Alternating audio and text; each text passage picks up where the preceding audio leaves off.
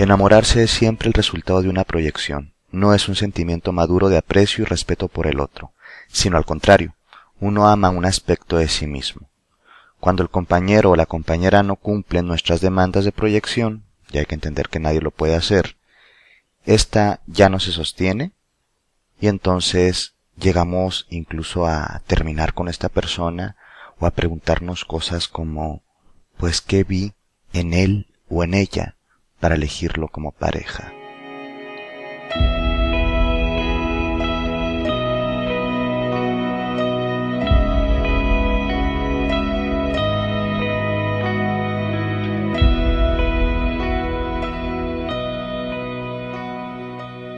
Para que una persona pueda ser algo más, ¿sí?, que el reflejo en su amante, pues la proyección tiene que ser retirada. Y eso se tiene que hacer de forma consciente. A veces tenemos que sacrificarla, tanto simbólica como fácticamente en la relación, aunque tengamos que saltar nuestros propios autoengaños.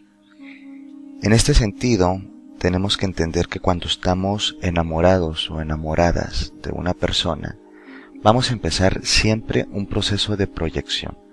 Es decir, la proyección, a grosso modo desde este punto de vista, pues es un mecanismo defensivo, ¿sí?, que se sostiene a través de un proceso neurótico, en donde yo adjudico una serie de capacidades, virtudes y también aspectos que podríamos considerar negativos en otra persona.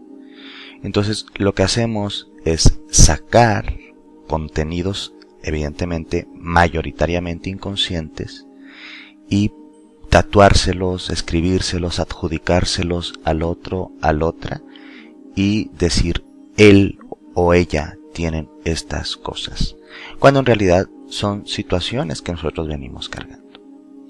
Entonces, en las culturas machistas, en el patriarcado en el que vivimos, por ejemplo, a la mujer se siente atraída, una mujer, no digo que todas, pero una mujer, ¿sí?, en este ejemplo, se siente atraída, ¿sí?, por un hombre muy fuerte, muy aventurero, muy intrépido, y realmente ella se está enamorando de un aspecto de sí misma, ¿sí?, que no alcanza a ver, que es pues su necesidad de ser libre, de ser aventurera, de ser dinámica. Entonces, este príncipe, entre comillas, ¿sí?, representa pues una imagen arquetípica del inconsciente femenino que ha sido bombardeado a través de muchas generaciones para decir eso es de los hombres. Entonces esta mujer se siente atraída por esos aspectos viriles, también entre comillas, que son construcciones, cuando realmente ella tiene esta hambre, esta necesidad.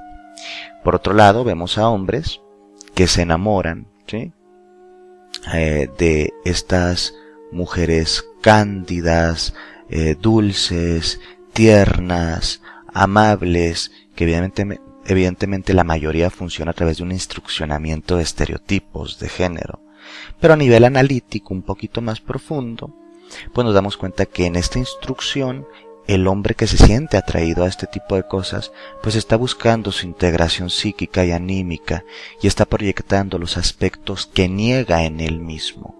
Porque como él no puede ser amoroso, cándido, cariñoso, amable, pues valora, ama, desea, pero evidentemente también desplaza y rechaza dentro de sí mismo estas capacidades, y entonces se engancha, se enamora de esta, entre comillas, princesita. ¿Te das cuenta más o menos en estos ejemplos tan sencillos cómo vivimos en estas generalidades, en estos estereotipos, pero sobre todo más profundo aún, ¿sí?, en este enamoramiento, en estos procesos de enamoramiento, a través de los procesos proyectivos, muchas veces, evidentemente, pues, apoyados por toda una dinámica de género, una bipartición y una serie de estereotipos genéricos y de estereotipos de roles sexuales y de estereotipos de emotividades que son femeninas entre comillas y masculinas entre comillas. Porque cuando hablamos de femenino y masculino también estamos hablando de una construcción. Porque lo que es femenino en una cultura puede que no lo sea en otra. Por lo que a veces vemos en algunas etnias, en algunas culturas y en algunas épocas, lo que se pudo haber considerado viril o masculino, ¿sí? Este artificio, este constructo que sirve pues para controlar más que todo, puede que en esta época no sea considerado masculino o viril. Así, por ejemplo, ya adaptándonos o ya focalizándonos en nuestra época, entendemos que los constructos occidentales de femenino y masculino pues vienen mayoritariamente de la cultura patriarcal, ¿sí? Que está totalmente judio-cristiana y que a la vez viene de toda la cultura helénica y griega. Entonces, en esta colonización del pensamiento, nosotros nos creemos libres, pero me temo que no lo somos, porque pues estamos instruccionados en una serie de patrones en las cuales nos dicen aquí te puedes mover, y es como si te dijeran si eres libre, muy muy libre, pero simplemente en estas 2 habitaciones. ¿Por qué? Porque esas 2 habitaciones son todo tu mundo, y así es como lo habitamos. Entonces, en los procesos analíticos de curación en la terapia, de curación en el autotrabajo, porque no todo tiene que ser en el proceso psicoterapéutico, tenemos que entender esto. En algunos enfoques académicos se habla de decolonizar este pensamiento. En algunos enfoques un poco más cercanos a las espiritualidades emergentes y a toda esta serie de curaciones, entre comillas, y sanaciones de la nueva era, pues es una decodificación del pensamiento. Independientemente de cómo lo hagamos y de dónde lo veamos, tenemos que entender que el proceso de enamoramiento también es un proceso estereotipado y un proceso, por lo tanto, sujeto a la neurosis, el dolor, el autoengaño y la no libertad. ¿De quién nos enamoramos? Es la pregunta. ¿Y para qué nos enamoramos? ¿Para qué nos enamoraremos? ¿Para qué nos vamos a enamorar? Evidentemente, sí, el concepto de amor romántico occidental aquí es un tema a trabajar. Nos dicen, por ejemplo, que nos enamoramos porque es natural, porque es la naturaleza. Todos estamos buscando el amor, la pareja, el complemento, la media naranja y toda esta bola de pavadas. Y nos lo dicen de formas implícitas y explícitas. Y si no te lo crees, o eres lo suficientemente crítico o crítica para resistirte un poquito a este concepto de amor romántico, pues está en la literatura, pues está en la religión, pues está en las comedias románticas del cine, del teatro, está en todas partes. Está en la publicidad, está en las novelas, telenovelas y en prácticamente todos los contenidos, porque pues finalmente los sistemas de poder quieren tener controlados a las masas, y qué mejor que hacerlos gastar su líbido, su energía, su pasión, su potencialidad en sus pequeños dramas caseros, en sus pequeños dramas del corazón, en el sufrimiento que aparte le da un sentido a tu vida. Y bueno, dirás tú, pues esta persona que acaso no quiere o es una persona sin corazón. No, evidentemente yo también, como todas las personas, tenemos procesos afectivos, ¿sí? Eróticos, de vinculación, y evidentemente estamos presionados a tener ciertos modelos de relación. Pero, al estar todos en esta presión, lo primero tenemos que entender es, me doy cuenta que existe tal cosa, la nombro, le pongo nombre y entonces existe.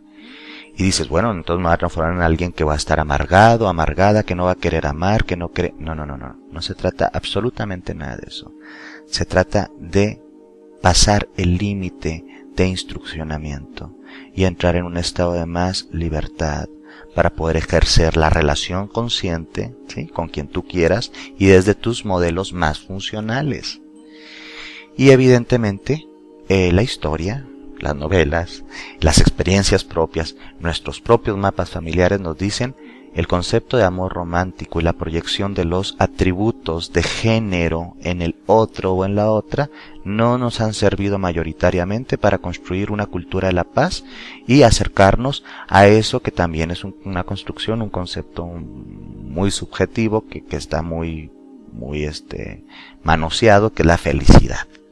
Porque hay muchas formas de ser feliz, ¿no? Y nos dicen, no, es que para ser feliz tienes que construir una familia, ser así, ser de esta forma, conseguir un cierto estatus, un trabajo, no sé, un montón de cosas que ya te imaginarás que nos programan. Entonces, nuestro punto aquí es analizar cómo yo me enamoro a partir primero de estos estereotipos, de esta influencia cultural patriarcal, de este concepto de amor romántico y de esta polaridad o este complemento, en el otro, ver lo que yo no tengo en el otro o lo que a veces tengo y no puedo reconocer. El primer punto, sí, ya es el reconocimiento de cómo me he enamorado. Sé que me he enamorado bajo directrices que yo no elegí, que ni siquiera me preguntaron y evidentemente no nos hemos preguntado porque nos dicen que no hay nada que preguntar. Ya está establecido. Ahí está la tele, están las novelas y todo lo demás. Una vez que nos damos cuenta de esta falacia, entramos en analizar la proyección. La proyección es un término muy utilizado principalmente en la terapia con enfoque tanto psicoanalítico como analítico, que nos habla de esto. Como ya les había dicho, yo pongo contenidos inconscientes de mi naturaleza negada, de mi naturaleza deseada, en otra persona. ¿Sí? Y entonces una persona que no sé, es profundamente homofóbica, va a empezar a atacar a las personas homosexuales porque realmente tiene un problema con el miedo, tiene un problema con la aceptación o no aceptación de propias pulsiones negadas, instintos no asumidos y un montón de cosas. Una persona que es racista y proyecta en esa otredad, ¿sí? Que es diferente, ya sea por cuestión cultural o por cuestión de color de piel o un montón de cosas, una serie de insultos y cosas feas o no sé, los mexicanos son estos, los venezolanos son aquellos, los españoles son estos, la gente morena es así. Generalmente está proyectando aspectos de su propia psique sombría o no asumida, ¿sí? Sombría no es mala, sino que está muy en el inconsciente, ha sido replegada a como un cuarto oscuro que se llama la sombra, que está en el inconsciente, en donde se guardan tanto cosas muy positivas como muy negativas, pero que no se pueden integrar a la identidad, ¿sí? Hacia afuera del otro, porque le confronta en algún sentido. Entonces, pues al estar adjudicándole un montón de cosas negativas a ese otro, a esa otra, se está realmente se está proyectando él, ¿sí? Entonces, si son perezosos, o son estos, o son ladrones, tiene que ver con él. Uno ve al mundo desde sus propios ojos, y uno ve en el mundo, ¿sí? Lo que tiene dentro de sí mismo. Fíjate cómo es esto nada más. Pues si tú te sales no sé, de tu casa y vas en el coche y dices, ay, qué lindo día, está lindo el clima, la gente es amable, es cándida, qué sé yo. Y te topas a un compañero, una compañera de trabajo y dicen, el día ha estado espantoso, hace mucho calor, hace mucho frío, la gente maneja fatal y entonces, bueno, dices, pero si yo hice prácticamente el mismo camino para llegar a la oficina, yo vi estas perspectivas o estos mundos dentro de un solo mundo o estos muchos mundos en un mundo o a la inversa, ¿sí? Tiene que ver con la percepción de la persona y por lo tanto de su interpretación de lo que está percibiendo. Y es en función de lo que trae dentro. Pues si traemos dentro algo no muy bonito, evidentemente el mundo no se ve bien. Bueno, pero entrando en el tema proyectivo a fondo, hablaríamos de eso. En esta proyección le adjudico al hombre o a la mujer de mi afecto o mi deseo, ¿sí? Una serie de cualidades que probablemente no tiene, nunca tendrá, ¿sí? No le interesa tener. Y entonces, también le podemos empezar a proyectar una serie de cosas que creemos que puede tener, pero que realmente son cosas que nosotros tenemos potencialmente nosotros. Que no las llevemos a la acción por miedo, por imposiciones patriarcales, por roles de género, por un montón de cosas, es punto y aparte. Entonces, la pregunta aquí importante para nosotros es, qué cosas de mi pareja, de mi enamorado o enamorada, más me gustan a mí, más me han atraído y también más me han confrontado. Porque esas son zonas de trabajo para ti. Tienen que ver con pequeños botones en el otro que van a abrir puertas en ti. Estos atracciones, ¿sí? Tanto desde el eros, porque vas a decir, ay, bueno, pues es que las atracciones todas tienen que ser muy bonitas, muy agradables, muy preciosas. Pues no, ese es un mito. No todas las atracciones son bonitas, son preciosas, son sanas. Hay atracciones fatales. Hay gente que se siente atraída, ¿sí? O atraído por personas realmente tóxicas, destructivas, depredantes, insultantes, groseras. No se da cuenta que tienen ese patrón de atracción. Evidentemente hay mucho que trabajar ahí. Y entonces cuando te das cuenta que terminas saliendo siempre con patanes, o terminas siempre saliendo con mujeres que podríamos decir son muy tóxicas en tu vida, pues es que aquí, como diríamos en mi país, la culpa no es del indio, sino de quien lo hace compadre, y en este caso comadre también, porque puede ser. Es decir, el otro sí tiene evidentemente responsabilidades para con sus conductas, con el mundo todo, sí, no se va a justificar a nadie, pero evidentemente nosotros también tenemos una responsabilidad en la cual tenemos que reconocer que estamos proyectando, y en estas atracciones tanto eróticas como tánicas, es decir, que vienen del dolor, ¿qué es lo que me gusta de mi pareja? ¿Qué no me gusta de mi pareja, pero tiendo a aceptar de mi pareja? Entonces, estos pequeños etiquetas, nombres, palabras que puedes utilizar, van a funcionar como una llave, ¿sí? Para abrir contenidos inconscientes dentro de ti. Ejemplo, si estás con una persona profundamente violenta y te das cuenta que tu historia de vida es parejarte o enamorarte de hombres que terminan siendo depredadores o mujeres que terminan siendo depredadoras, ¿será la suerte? ¿Será el destino? ¿El karma? ¿Hay que sufrir? No. Son elecciones que vienen evidentemente de tu inconsciente, no han sido asumidas en el consciente y por lo tanto están tomando, ¿sí? Pues las riendas de tu vida. Entonces aquí hay que trabajar mucho en la reflexión de por qué creo que la violencia es algo normal y entonces por qué la acepto en el afuera, en esa pareja, pues porque yo la traigo adentro. En algún momento generé un perfil de víctima e introyectado un montón, ¿sí? De indefensión, o sea, he aprendido a ser indefenso o indefensa ante el otro y en esa proyección busco el complemento afectivo de la vulnerabilidad y la indefensión, que es el agresor. Y dices, bueno, ¿a poco entonces aquí voy a ser culpable yo porque soy agredida? No, jamás. Jamás serás culpable por ser agredida o agredido. Jamás. Eso tiene que quedar muy claro, que no se confunda este tema. Pero si eres responsable para tratar de cambiar los patrones afectivos de atracción, tanto positiva como atracción que podríamos llamar negativa, aunque se oiga extraño, ¿sí? Hacia este tipo de personas.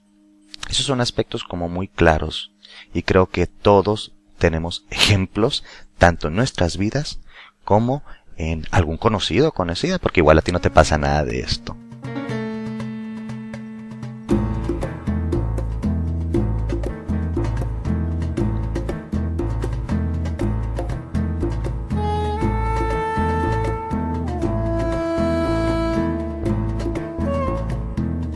Diosa fui en tu altar, y a las diosas no se les puede amar, se les puede venerar, pero para amar, verdaderamente amar, hay que tocar, gozar. Soy piedra, soy volcán, soy monumento nacional, seré diosa si tú quieres, o si prefieres, seré todas las mujeres.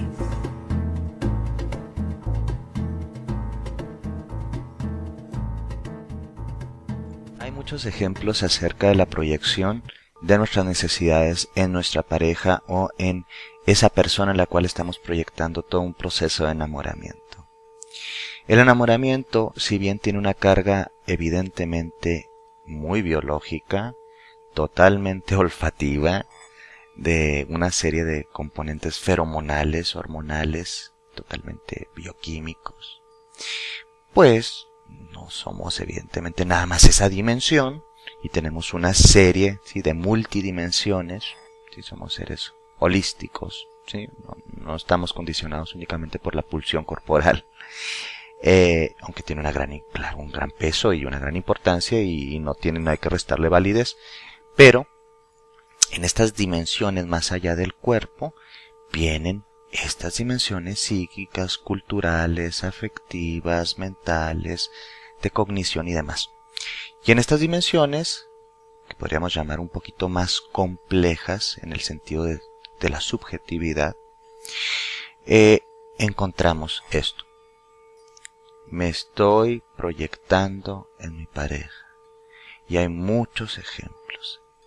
Hay proyecciones, como ya había comentado, que son tanto muy bonitas y donde proyectas los aspectos que están dormidos a veces dentro de ti, pues en el otro, y crees que como no los puedes tener y no los puedes sacar, pues admiras eso en el otro, amas eso en el otro, valoras eso en el otro, porque realmente la vida te pone a poner estos botoncitos, ¿sí?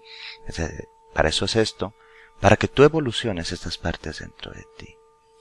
Qué triste sería tenernos a nosotros toda la vida que depender de nuestra pareja para poder experimentar el afecto, la ternura, el cariño, porque por nosotros mismos no podemos desdoblar esta serie de manifestaciones.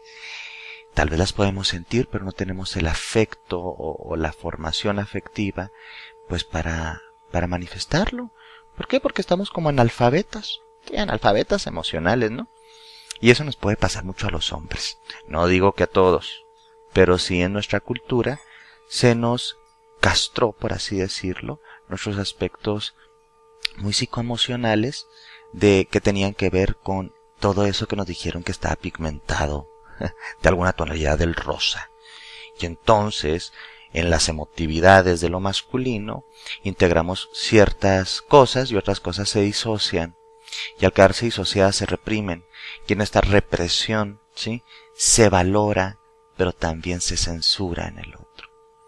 Y entonces vemos a hombres, ¿sí?, que su ánima, es decir, el aspecto que llamaríamos, y digo llamaríamos, pero sabemos que es una subjetividad, de lo femenino, de lo que se dice que es femenino, o, como le dicen algunos analistas, la mujer dentro del hombre, es decir, tu yo femenino, tu parte femenina, pues la proyectas en tu pareja.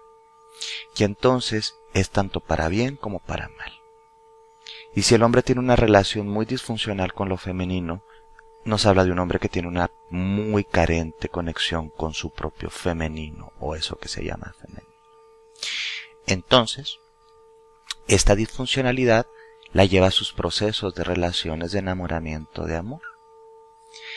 Ejemplo, un hombre que valora profundamente la seducción, la mujer fatal, si la guapa, la de escote, la de falda, la bonita, que entre comillas que eso es algo también bien complejo porque hay muchas diferencias y no debemos de entender que hay una sola belleza, aunque así no lo marquen las culturas, los estereotipos. Entonces, toda esta mujer, este halo de mujer fatal, pues se siente muy atraído. Y claro que se siente atraído. Porque es su aspecto reprimido de la seducción, de la coquetería, del encanto. Porque eso lo ha reprimido porque él es hombre, entonces él no puede ser así. Él tiene que ser más duro, más cazador, tiene que buscar a su presa. Fíjense todas estas educaciones tan burdas, ¿verdad? Y entonces ama todo ese aspecto, vamos a decir, afrodisíaco, de Afrodita de esta mujer. Le atrae, porque es una negación de sí mismo, pero es más fuerte su deseo. Entonces su deseo, al no poder ser concebido en el sí mismo, se muestra en esa otra, ¿sí?, en esta mujer. Se hace de carne y de hueso, por así decirlo, y se une a ella. Empiezan un noviazgo y todo es muy lindo, y todo es muy bonito, y él está feliz y ella se siente a gusto, pero empieza un proceso muy destructivo. Como él no ha integrado sus aspectos interiores que tienen que ver con esta ánima o fuerza femenina dentro de él, esa parte psíquica de lo femenino que viven todos los hombres, tenemos ánima. Todos los hombres tenemos aspectos que sean llamados femeninos dentro de nosotros. Empieza de celoso, empieza de criticón, y lo que antes le gustaba como como novia o le gustaba como cita, tal vez en un compromiso más formal o incluso en un matrimonio, es censurado, es reprochado, ¿sí? Lo hace sentir irritado y empieza con conductas machistas y dominantes en los cuales le prohíbe utilizar ese tipo de atuendos que en un principio le atraían. ¿Por qué? Porque no se integró él. Y entonces se hace algo muy agridulce para pasar a un sabor totalmente, ¿sí?, pestilente, desagradable, que es el control, ¿sí?, que son los celos, que es pues la toxicidad en la pareja y la violencia en la pareja. Así vemos mujeres que le encantaban también un hombre, proyectaba en él pues todos estos aspectos negados de su animus, esto es otro término, es decir, el animus es el aspecto masculino dentro de la psique femenina, de las mujeres, ¿sí? Entonces se decía, y se dice en algunas vertientes analíticas, que este animus, al no ser expresado también e integrado, pues te va a estar atrayendo estos aspectos, pues, en otras personas. Estoy hablando, ¿sí?, de hombre-mujer. Es exactamente lo mismo con sus cambiecitos muy leves, ¿sí?, por construcciones de género y construcciones identitarias en las personas no heterosexuales. Entonces, esta chica ve a un chico y él es muy fiestero y es muy extrovertido y es muy popular y ella se siente como muy atraída por ese tipo de chicos y entonces empiezan a salir y ella está muy contenta y es muy feliz y le parece muy gracioso porque son todos los aspectos que ella ha tenido reprimidos. Probablemente ella le han reprimido todos esos aspectos tanto por la cultura como tal vez por su familia.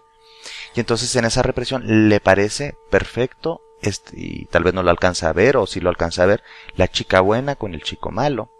¿Me explico? Entonces, en esa complementariedad, entre comillas, o sea, en esa pavada, ella empieza a buscar estos contenidos dormidos o reprimidos de sí misma en él. Pero pues se ponen más formales las cosas y después está enojada, está celosa, está muy enfadada de que él siga teniendo este comportamiento tan inmaduro y tan poco formal para con ella y que él siga en la fiesta y siga en su vida como la tenía. Pero entonces lo que gustaba en una temporada termina siendo el motivo de dolor porque nos está hablando de que son proyecciones que nosotros hicimos en la pareja. Evidentemente una persona que está más integrada psíquicamente y es consciente que existen los procesos proyectivos y sabe discernir entre los impulsos inconscientes, ¿sí?, y las decisiones conscientes, y trata de llevar, y cuando digo conscientes no digo racionales, porque hablo de una conciencia que va más allá de la razón, que tiene que ver con la integración de los aspectos todos del humano, no nada más la mente, porque si uno quiere vivir a través de la mente va a sufrir mucho, porque no somos seres únicamente mentales. Entonces, pero cuando hay esa conciencia y se toman estas decisiones, entendiendo que, oye, yo estoy proyectando cosas de mí que no van, no le puedo adjudicar a esta persona la responsabilidad de hacerme feliz o infeliz y todo este rollo como que ya más asumido, más consciente. ¿Tú crees que para empezar, empezaría a salir con una persona que tiene estos atributos que sabe que en algún momento le lesionarán y le serán disfuncionales? Evidentemente no. Pero aquí viene, ¿sí?, el meollo del asunto. Nadie nos educó en eso. No estamos educados, ¿sí?, emocionalmente. Tenemos este analfabetismo. No tenemos las palabras a veces o los constructos para hablar de estas cosas subjetivas como alguien podría hablar de una pelota roja, ¿sí?, o podría hablar de un coche blanco. Es decir, no se nos dieron los lenguajes que podríamos llamar psicológicos o los lenguajes de sanidad interior, sí, que evidentemente va conectada con el exterior toda. Y entonces caemos en esta inconsciencia, normalizamos las cosas, nos vamos en automático, vivimos sin preguntarnos nada más, nos adjudicamos una libertad que no tenemos para decidir porque venimos totalmente limitados en nuestros sistemas de creencias y pensamientos, y aparte se nos anima a seguir, ¿sí?, en este autoengaño y en este concepto romántico del amor que es complementario, que tiene que ver con... y ya. En eso nos perdimos. Después de estas dos partes que estoy hablando, que primero es darnos cuenta que existe esta no libertad en la decisión, ¿sí?, de cómo nos enamoramos y de quién nos enamoramos, ¿sí? En esta segunda punto que trato, que es, hay proyecciones tanto eróticas como tánicas, que vamos a llamarles por lo pronto positivas y negativas, y en estas proyecciones ni nos enteramos que las tenemos ahí. Entramos a un tercer punto, la responsabilidad de observar nuestra propia no libertad y nuestra propia, evidentemente, proyección. ¿Y después qué hago con esta observación? Y entro en esta reflexión de lo que te decía, estos botoncitos. Todo eso que tú puedes empezar a trabajar viendo en tu pareja y en tus amores o en tus enamorados o enamoradas. Son botoncitos para trabajar aspectos de ti mismo, de ti misma, que no tienes asumidos en la conciencia o que están parcialmente asumidos pero no integrados. Entonces, ¿qué es lo que te gusta del otro? ¿Qué es lo que te atrae del otro? ¿Qué no te gusta del otro pero tiendes a sentirte atraído? En consulta a veces escuchamos cosas como las siguientes, y tal vez la vamos a escuchar también muy en lo cotidiano. Es que a mí no me gustan las X mujeres o los X hombres, sí, que sean de carácter muy débil y me gusta que sean más dominantes, más fuertes. Entonces empiezan a adjudicar como palabritas bonitas, ¿no? Y como fuerte, dominante, y dices, este carácter fuerte. Y dices, no hay que confundirnos. Te gustan los iracundos, los neuróticos, los que están totalmente descontrolados. Eso no es tener el carácter fuerte, eso es tener el carácter muy debilitado. Es tener una personalidad muy fisurada, muy fraccionada. ¿Sí? Entonces dicen, es que tiene mucha personalidad, o tiene mucho carácter, o es de temperamento. No nos engañemos. Podemos llegar a ser simplemente neuróticos iracundos, y eso no nos hace ni fuertes ni muy funcionales, ¿eh? Entonces, se adjudica esto y le dices, bueno, ¿y por qué no tú intentas salir con otra gente? No, es que a mí me da flojera esta otra gente. Pues entonces aquí el problema es el patrón de atracción que yo tengo a partir de mis proyecciones, y entonces ese es el botón que tengo que trabajar. La pregunta, ¿sí?, o la llave que me puede ayudar a hacer como un clic, como un hacia adentro, es yo que estoy buscando en personas, ya sin estos adornos, que son neuróticas, explosivas, de carácter fuerte y este tipo de cosas. Es la reflexión importante.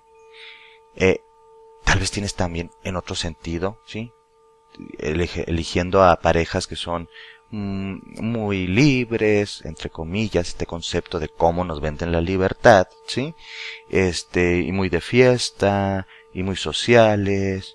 Bueno, pues es que tal vez te estás buscando en él o en ella aspectos de ti mismo que están deshabilitados, tu propia capacidad de aventura, tu propia capacidad de apasionarte por la vida funcionalmente. Entonces, estos botoncitos, que así les llamo, evidentemente simplemente un ejemplo, son lo que tenemos que trabajar. ¿Por qué yo tengo que trabajar con estos botoncitos? Para entrar en un estado de conciencia que nos permite elegir con más funcionalidad a las parejas o a la pareja correcta para mí. Y lo dices, a ver, ¿cómo que pareja correcta? Bueno, cuando decimos correcto sabemos que no es correcto, que no existe tal cosa, no hay humanos correctos. Pero hablaríamos de una cierta tendencia a no caer tanto en la disfunción y acercarnos más a la funcionalidad. Nosotros no podemos ser una buena pareja si ni siquiera nos soportamos a nosotros mismos. Nosotros no podemos ser una buena pareja si estamos buscando anestesiar nuestra soledad con la pareja. Porque si no nos gusta estar ni con nosotros mismos y tenemos pareja o amigos o qué sé yo para no estar solos, hay un problema, y va a haber un problema y una serie de problemas que parten de ahí. Si nosotros no podemos ser una buena pareja, ¿sí?, si no tenemos respeto, compasión, confianza, empatía hacia nosotros mismos. Entonces le solicitaremos a esta pareja, ¿sí?, tanto imaginaria como tal vez real, que nos haga felices. La pareja no te puede hacer feliz, entendiendo que la felicidad es algo totalmente subjetivo, personal, y que tiene que ver con una serie de cargas personales, sociales, culturales, que configuran diferentes conceptos de felicidad según la persona. Porque tal vez para tu pareja, pues hacerte feliz es ser un buen proveedor o una buena proveedora. Y tú no estás buscando eso. Es decir, o sea, no es lo único que estás buscando. A lo que voy con todo esto es, estos tres mecanismos que vendrían siendo el reconocimiento de la no libertad, el reconocimiento de la proyección hacia el otro en el proceso de enamoramiento y el reconocimiento de los botones que tengo que trabajar en función de lo que me gusta en el otro o lo que me atrae del otro, aunque sea bien disfuncional, ¿sí? Es algo que tengo que integrar en mí misma y en mí mismo. Este proceso de integración sería como más o menos metafóricamente, ¿sí? Y muy gráficamente como el yin yang. En el yin yang, un antiguo símbolo de la iconografía china que es utilizado en vertientes metafísicas, espirituales y específicamente en el Tao, ¿sí? Vemos un círculo con una mitad oscura y una mitad lumínica o blanca, y en cada una de las partes hay un complemento del otro. Entonces en la parte negra si hay un puntito blanco y a la inversa, en la blanca uno negro. Un poquito del otro en mí, un poquito de mí en el otro.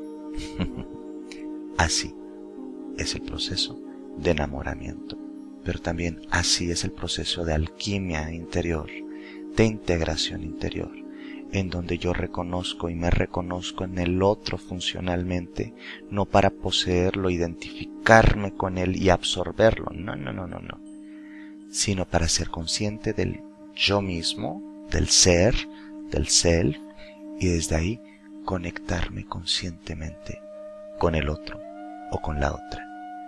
Desde ahí, desde ese lugar, podemos aspirar a construcciones más sanas de la relación y a eso que es un amor más profundo o un amor maduro, por lo menos un poquito más maduro, ¿sí? En las relaciones de pareja.